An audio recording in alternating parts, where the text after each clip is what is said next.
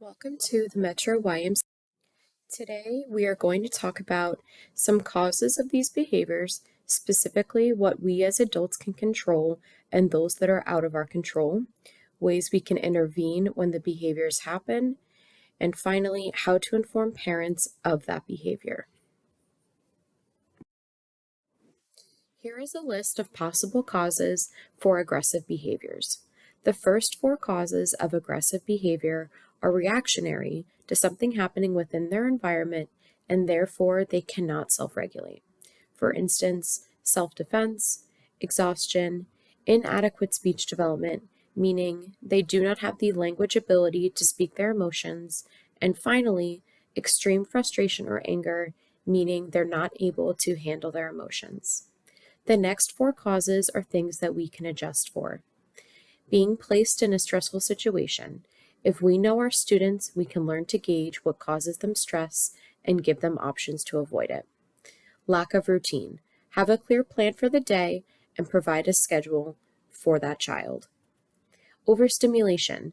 Some students get overstimulated, so allow them to move to a quieter space if needed and teach them those calming techniques. Finally, lack of adult supervision. Have enough staff available and make sure they are present.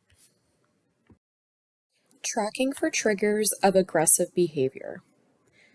Who does the child hit? Is it just one person in particular, or is it whoever is nearby? If it is a specific child, consider why it's that child. If it is anyone else, then you need to look even deeper to figure out what that trigger might be. What seems to cause the behavior? Is it triggered by a feeling, or are they reacting to something or someone? Where does this all happen? What is the activity? Are they enjoying the current activity? Do they not want to switch the activity? Do they want to stay at the activity?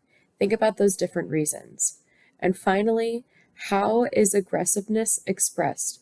Is it through angry words, or is it verbally or physically? How to react when they act. Step in and stop immediately. Remove the aggressor from the situation, but do not give them too much attention. Avoid negative reinforcement for bad behavior. A simple, "we don't hit or kick" is enough. No need for long explanations. Be a role model.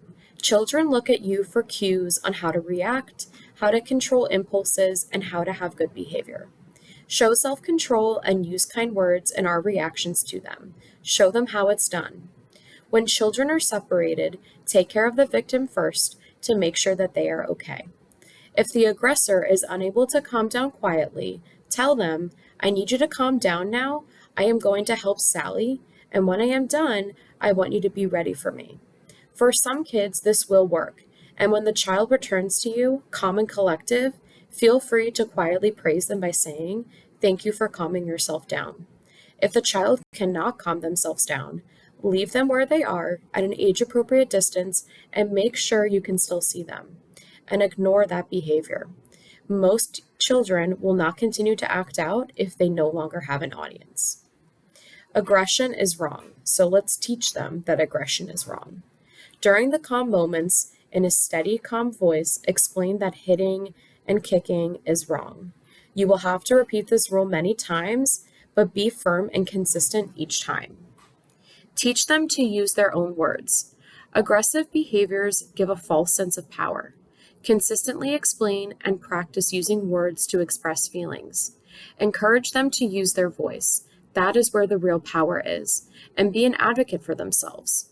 Remind the child that they can say no instead of acting out aggressively.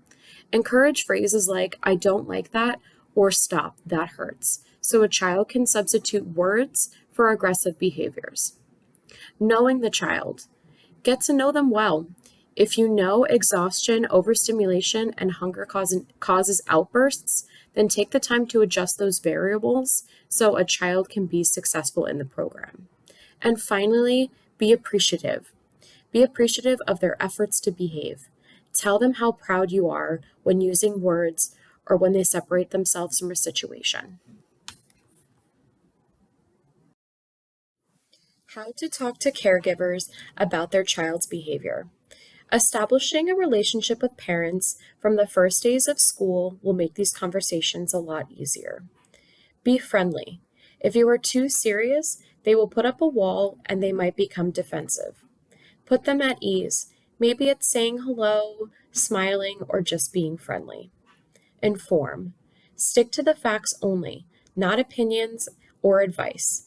Tell them exactly what happened and do not add or subtract any details. Give concrete examples of that observed behavior.